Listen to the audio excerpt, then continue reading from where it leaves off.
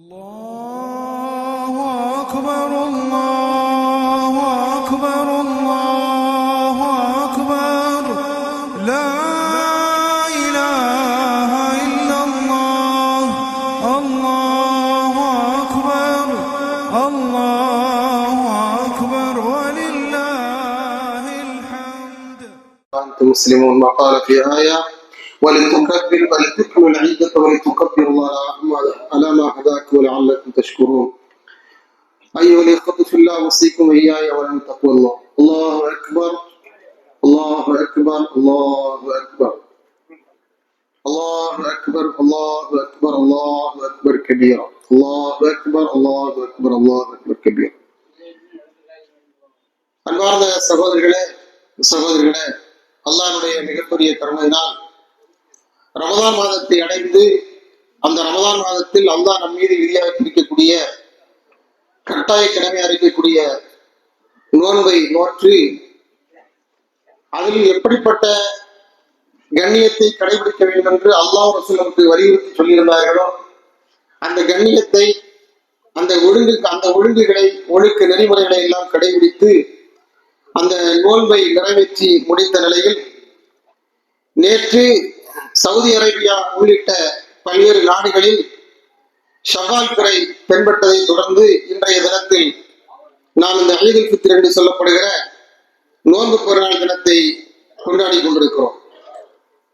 இன்றைய தினம் அல்லாஹுவை மகத்துவப்படுத்தக்கூடிய, அல்லாஹுவை கண்ணியப்படுத்தக்கூடிய, அல்லாஹ்வை பெருமைப்படுத்தக்கூடிய நாளாகும்.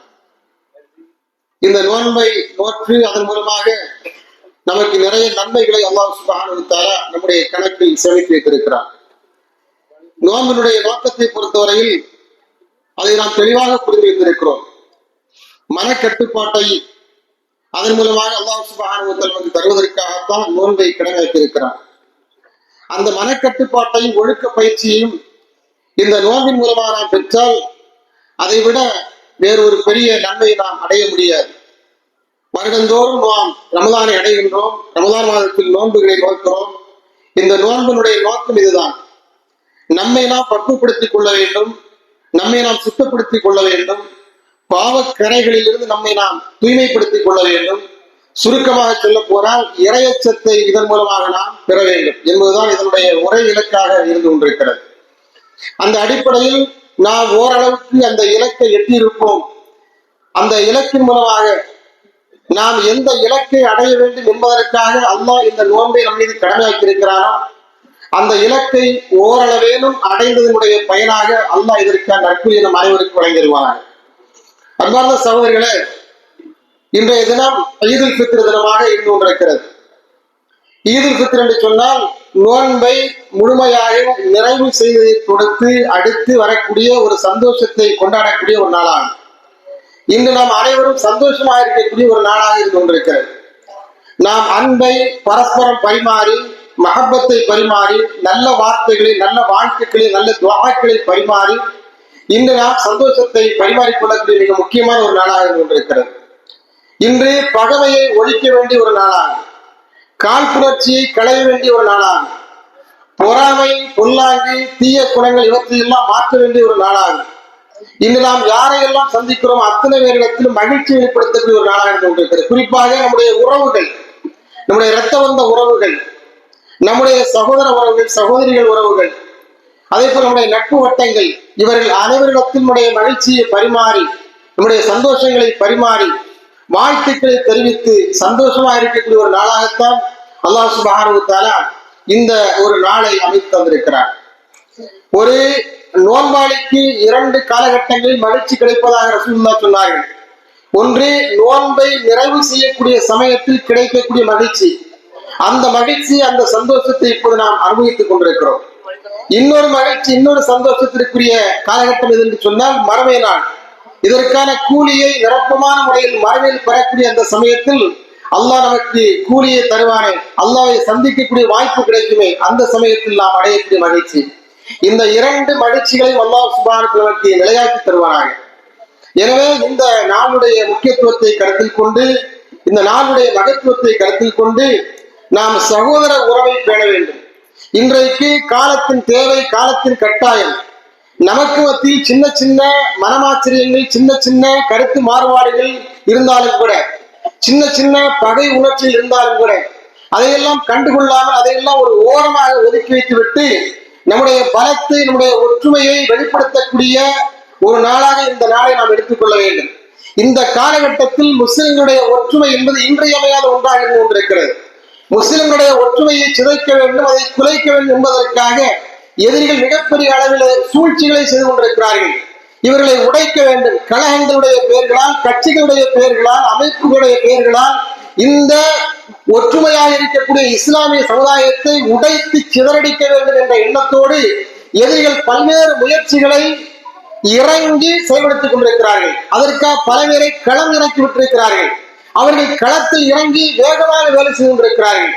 ஏற்கனவே சிதறி சின்ன பின்னமாகி கிடைக்கக்கூடிய இஸ்லாமிய சமுதாயத்தை இன்னும் அதிகமாக கூறு போட்டு அவர்களை பலவீனப்படுத்த வேண்டும் என்பதற்காக, அவர்களை இல்லாமலாக்க வேண்டும் என்பதற்காக, அவருடைய சக்தியை வேரோடு பிடுங்கி எடுக்க வேண்டும் என்பதற்காக நிறைய முயற்சிகளை, நிறைய திட்டங்களை போட்டுக் கொண்டிருக்கிறார்கள்.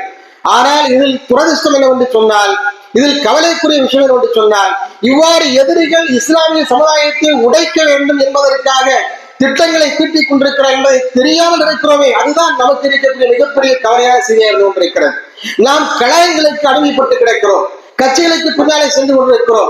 இந்த கலகங்கள் நிரந்தரமானது அல்ல, இந்த கட்சிகள் நிரந்தரமானது அல்ல, இந்த அமைப்புகள் நிரந்தரமானது அல்ல. அதனால் அமைப்புகளுடைய பெயரை சொல்லி, கழகங்களுடைய பெயரை சொல்லி, கட்சிகளுடைய பெயரை சொல்லி இந்த இஸ்லாமிய சமுதாயத்தை உடைக்க வேண்டும் என்று யார் முற்பட்டாலும் சரிதான், யார் முன்முயற்சி எடுத்தாலும் சரிதான், அவர்களை நாம் எளிதில் அடையாளம் காண வேண்டும். எளிதில் அடையாளம் கண்டு நம்முடைய ஒற்றுமையை பலப்படுத்திக் கொள்ள வேண்டும். நாம் திறந்தோறும் ஒருவர் சந்திக்கிறோம், ஒருவர் பார்த்து மகிழ்ச்சியை பரிமாறிக்கொள்கிறோம். இவ்வாறு நட்போடு, சகோதரத்துவ உணர்வோடு, சகோதரத்துவ பாசத்தோடு பழகி கொண்டிருக்கக்கூடிய நமக்கு மத்தியில் காழ்ப்புணர்ச்சியை ஏற்படுத்துகிறார்கள். கழகத்தினுடைய பெயரால், கட்சியினுடைய பெயரால், அமைப்புகளுடைய பெயரால். இவை நிரந்தரமானது கிடையாது. அமைப்புகளோ, கட்சிகளோ, கழகங்களோ, இயக்கங்களோ நிரந்தரமானது கிடையாது. இது இந்த மண்ணோடு அழிந்து விடக்கூடியது. ஆனால் மறைவை வரை வரக்கூடியது நம்மிடத்தில் இருக்கக்கூடிய ஒற்றுமை, சகோதரத்துவம். இன்னமல் முஃமினூன இஹ்வா ஃபஅஸ்லிஹு பைன அஹவைக்கும். அல்லாஹ் சொல்கிறான், மூமின்கள் அனைவரும் அவர்கள் எந்த நாட்டை சார்ந்தவர்களாக இருந்தாலும் சரிதான், எந்த பகுதியை சார்ந்தவர்களாக இருந்தாலும் சரிதான், எந்த மொழி பேசக்கூடியவர்களாக இருந்தாலும் சரிதான், அல்லது எந்த கலாச்சாரத்தை பின்பற்றக்கூடியவர்களாக இருந்தாலும் சரிதான், எந்த சாப்பாடு சாப்பிடக்கூடியவர்களாக இருந்தாலும் சரிதான், ஒவ்வொரு பகுதியில் இருக்கக்கூடிய ஒரு கலாச்சாரத்தை பின்பற்றுகிறார்கள். அப்படிப்பட்ட மூமின்கள், அல்லாஹ்வையும் மறுமை நாளையும் இறை தூதர்களையும் நம்பிக்கை கொண்டிருக்கக்கூடிய இறை விசுவாசிகள் அவர் எந்த பகுதியில் இருந்தாலும் அவர்கள் அனைவரும் சகோதரர்கள். இன்னமல் முஃமினூன இஹ்வா. அல்லாஹ் சுப்ஹானஹு வ தஆலா ஈமானை அடிப்படையாக வைத்துத்தான் சகோதரத்துவத்தை பேசுகிறார். கழகத்தை அடிப்படையாக வைத்தல்ல, கட்சியை அடிப்படையாக வைத்தல்ல, இயக்கங்களை, அமைப்புகளை அடிப்படையாக வைத்தல்ல. அல்லாஹ் எதை அடிப்படையாக வைத்து சகோதரத்துவத்தை பற்றி பேசுகிறார் என்று சொன்னால், ஈமானை, இறையச்சத்தை அடிப்படையாக வைத்து பேசுகிறார். நாம் அல்லாஹ்வை நம்பி இருக்கிறோம், மறுமை நாளை நம்பி இருக்கிறோம், அதே போல இறை தூதர்களை நம்பி இருக்கிறோம், இறை வேதங்களை நம்பி இருக்கிறோம். இந்த ஈமான் இருக்கிறது, இந்த இறை நம்பிக்கை இருக்கிறது. இந்த இறை நம்பிக்கை தான் நம்மிடத்தில் ஒற்றுமை ஏற்படுத்தக்கூடிய மிகப்பெரிய பலமாக, மிகப்பெரிய ஒரு டூலாக, ஆயுதமாக இருந்து கொண்டிருக்கிறது. இதை நாம் என்றைக்கும் தொலைத்து விடக்கூடாது. இதுதான் மறுமை வரை வரும், மன்னரை வாழ்க்கையில் வரும், மறுமை வரை நமக்கு கை கொடுக்கக்கூடியது இந்த சகோதரத்துவம் தான். வேறு எந்த சகோதரத்துவம் கிடையாது. வேறு எல்லா சகோதரத்துவம் அடிபட்டு போய்விடும். இரத்த வந்த சகோதரத்துவ உறவுகள் உட்பட அது கூட மறுமையில் வந்து நிற்காது. மறுமையில் தாய் வரமாட்டார், தந்தை வரமாட்டார், சகோதரன் வரமாட்டார், யாருமே வரமாட்டார்கள். நமக்கு சப்போர்ட் செய்வதற்கு, நமக்கு உதவி செய்வதற்கு, நமக்கு வக்காலத்து வாங்கி பேசுவதற்கு, நமக்கு சொர்க்கத்தை பெற்று தருவதற்காக இவர் யார் வருவார்களா? வந்து பரிந்து பேச முடியுமா? நமக்கு அல்லாஹ் பின்னாலே வந்து பரிந்து பேசக்கூடிய தைரியம் இவர்களுக்கு யாருக்கு உண்டுமா? அந்த அதிகாரம் உண்டுமா என்று கேட்டால் கிடையாது.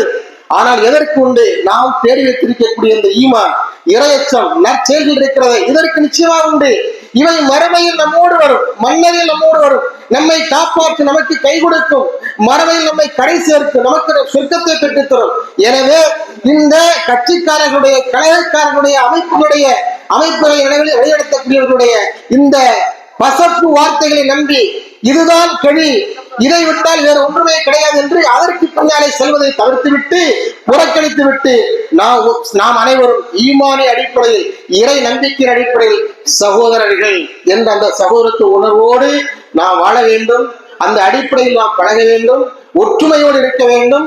நமக்கு மத்தியில் நாம் சின்ன சின்ன கருத்து வேறுபாடுகளோடு, மனமாச்சரியத்தோடு இருந்தாலும் கூட அது ஒரு குடும்பத்திற்குள்ளே இருக்கும். ஒரு சாதாரண ஒரு சிங்கிள் குடும்பத்திற்குள்ளே இருக்கும், அந்த கருத்து வேறுபாடுகள் இருக்கும். அதனால தகப்பன் மகன் உறவு இல்லை என்று ஆகிவிடுமா, கணவன் மனைவி உறவு இல்லை என ஆகிவிடுமா, ஆகிவிடாது. சகோதர உறவு இல்லை என்று ஆகிவிடுமா, ஆகிவிடாது. கருத்து வேறுபாடுகளை தாண்டி எவ்வாறு அந்த குடும்பத்தை நடத்தி கொண்டிருக்கிறோமோ அதை போலத்தான் இந்த உறவையும் நாம் பலப்படுத்த வேண்டும். இது எல்லாவற்றையும் தாண்டிய ஒரு சக்தி மிக்க வலுவாய்ந்த உறவாக இருந்து கொண்டிருக்கிறது.